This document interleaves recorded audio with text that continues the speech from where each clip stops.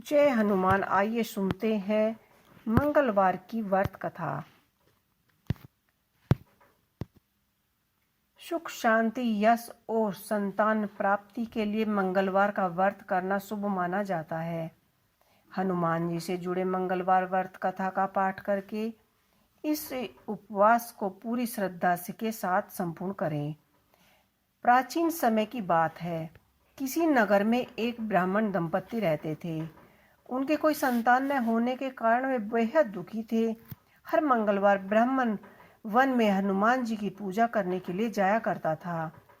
वह पूजा करके बजरंग बली से एक पुत्र की कामना करता था। उसकी पत्नी भी पुत्र प्राप्ति के लिए मंगलवार का व्रत करती थी।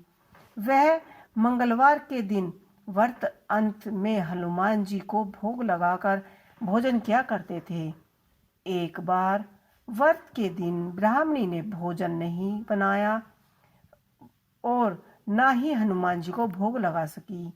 तब उसने प्रण किया कि वह अगले मंगलवार को हनुमान जी को भोग लगाकर ही भोजन करेगी।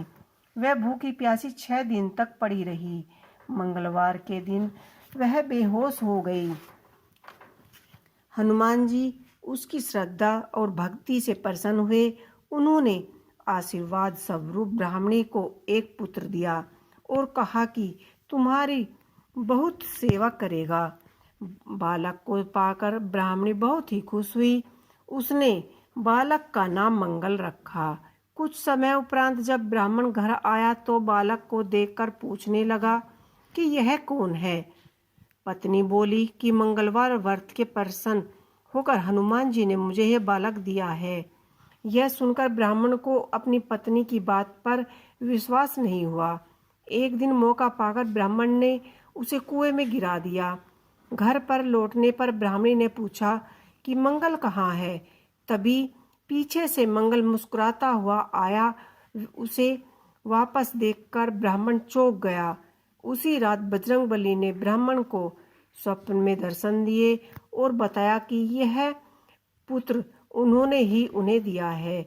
सच जानकर ब्राह्मण बहुत खुश हुए, जिसके बाद से मंगलवार व्रत रखने वाले मनुष्य हनुमान जी की अपार कृपा रहती है।